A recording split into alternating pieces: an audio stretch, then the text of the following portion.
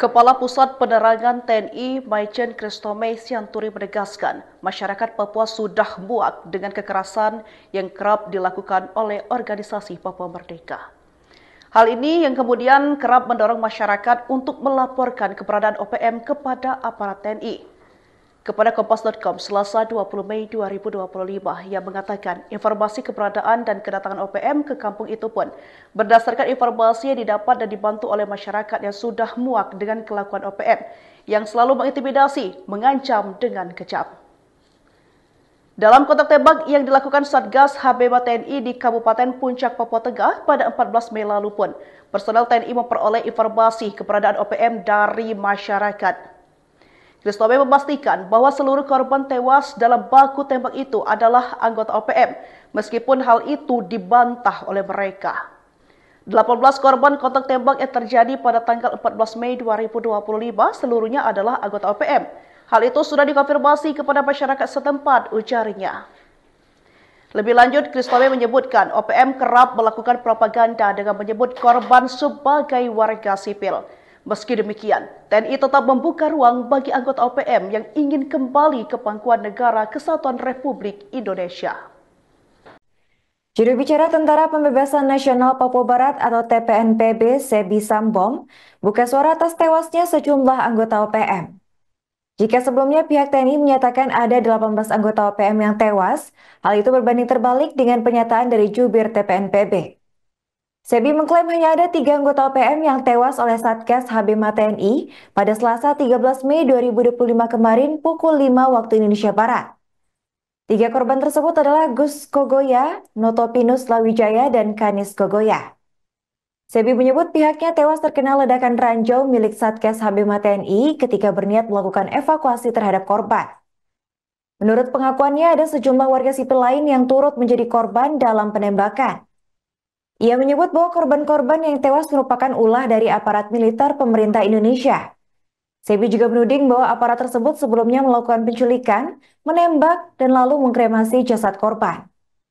Atas insiden itu lantas ia menuntut pemerintah Indonesia untuk menghentikan penggunaan bom ranjau di sekitar mayat anggota OPM.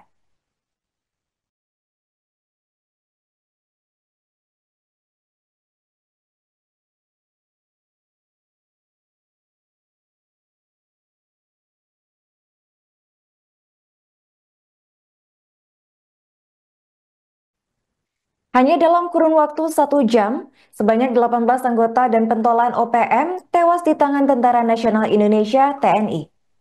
Peristiwa itu terjadi saat TNI tengah menggelar operasi kemanusiaan di sejumlah kampung di Kabupaten Intan Jaya dan Puncak Jaya, Papua Tengah pada Rabu 14 Mei 2025. Sejumlah kampung tersebut diantaranya ada Titigi, Dugusiga, Jagaipa, Sugapalama, dan Zanambah. Namun niat baik tersebut ternyata disambut perlawanan oleh organisasi Papua Merdeka atau OPM. Satuan Tugas Gabungan Operasi HBMA TNI yang awalnya hendak memberikan layanan kesehatan dan edukasi kepada warga, kemudian terpaksa terlibat baku tembak dengan sejumlah anggota OPM. Belakangan diketahui bahwa dalam 1 jam aksi panas itu terdapat manipulasi yang dilakukan pihak OPM. Menurut Dan Satgas Media Korps TNI HBMA Letkol Infanteri Iwan Dwi Prihartono, OPM sempat menuding kedatangan TNI untuk mengancam masyarakat.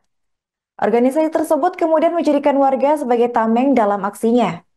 Akibat dari tindakan manipulatif yang dilakukan OPM, terjadilah kontak senjata antara TNI dengan OPM.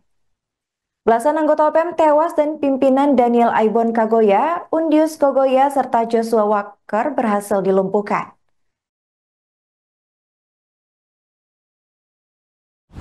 Berdasarkan laporan resmi di lapangan, sebanyak 18 anggota OPM tewas dalam kontak senjata. Peristiwa itu terjadi di distrik Sugapa, Intan Jaya pada Rabu 14 Mei 2025 sekitar pukul 04.00 waktu Indonesia Timur. Saat itu aparat TNI hendak memberikan pelayanan kesehatan dan edukasi ke warga di Kampung Titigi, Dugusiga, Jendapa, Sugapalama, dan Zanambah. Namun, situasi berubah saat aparat dihadang kelompok bersenjata, sehingga dalam seketika itu juga TNI melakukan operasi penindakan yang terukur dan profesional. Dalam operasi tersebut, aparat TNI juga menyita sejumlah barang bukti, diantaranya 1 pucuk senjata organik AK-47, 1 pucuk senjata rakitan, puluhan butir amunisi berbagai kaliber, kemudian busur dan anak panah serta bendera bintang kejora. Secara umum, kehadiran TNI dalam melaksanakan tugas operasi di Papua, TNI selalu mengedepankan pendekatan teritorial yang humanis. Dalam menjalankan tugasnya sebagaimana diatur dalam Inpres RI nomor 9 tahun 2020 tentang percepatan pembangunan kesejahteraan Papua, di mana tugas dan kehadiran personel TNI di Papua tidak semata bersifat militeristik, tetapi juga sosial dan kemasyarakatan.